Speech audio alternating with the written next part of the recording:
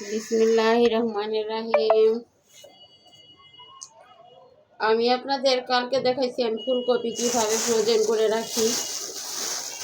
আসলে এই সব সবজি সব সময় পাওয়া যায় না, আর এই সব সবজি আমাদের সব সময়ই কাজে লাগে, যার কারণে এই ব্যবস্থা। ওই যে একটা কথাই আছে, নাইমার চেয়ে কিন্তু কানামা ভালো। হ্যাঁ, তো ফ্রিজের জিনিস খেতে একটু অন্যরকম লাগে, বাট আপনি যদি ঠিক মতো ফ্রোজেন করে রাখেন তাহলে কিন্তু খারাপ লাগার কথা না। যেমন আমি যেভাবে রাখতেছি, আপনারা যদি এই টিপসগুলো ফলো করেন তাহলে কিন্তু আপনারাও আমার মতো করে রাখতে পারবেন। এই যে দেখেন, এই 3টে পোটলা আমি হালুয়া করার জন্য রাখলাম। এটা আমি গ্রেটার দিয়ে গ্রেট করে হালকা সিদ্ধ করে পানিটা ঝরিয়ে এই 3 পোটলা রাখলাম হলো আপনার হালুয়া করার জন্য।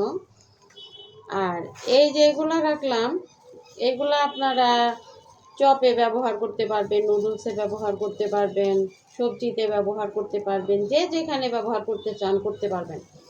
তো এটাও আমি কি করছি, কুচি কুচি করে কেটে আমি এমনভাবে পোটলা করলাম যে আমার যেন একটা পোটলা একবার বের করলেই হয়।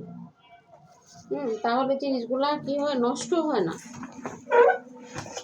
তো এইভাবে আমি রাখলাম। আমার তো নুডলস সবসময়ই করতে হয়, নুডলস আমার ঘরে বেশি খাওয়া হয়। তো সেই জন্য আমি একটা পোটলা বের করে আমি নুডলসে দিয়ে দিব, একটা পোটলা বের করে আমি একটা চপ বানাইলাম সেখানে দিয়ে দিব, বা আমি আপনার সবজিতে দিয়ে দিলাম। এমনভাবে আমি রাখলাম যে একটা পোটলা যেন আমার একবার বের করলেই হয়ে যায়, ওটা যেন আর ফ্রিজে না রাখতে হয়। তো আমি এইরকম কয়টা পোটলা করলাম আপনাদের দেখাচ্ছি।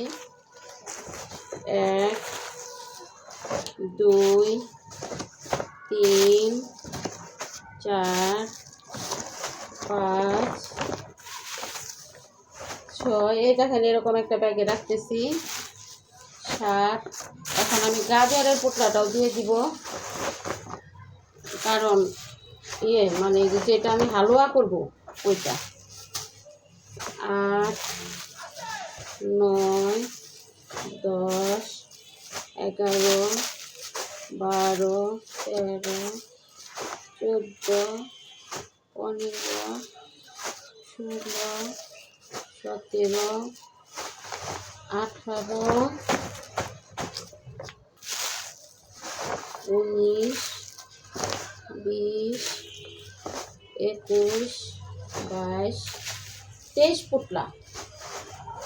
23 পোটলা হচ্ছে আপনার ওই নুডলসে দেওয়ার যে ছোট ছোট পোটলা, আর 3টা হলো আপনার হালুয়া বানানোর জন্য।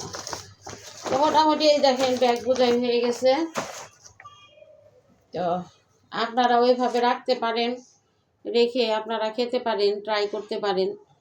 সবাই ভালো থাকবেন। আল্লাহ হাফেজ।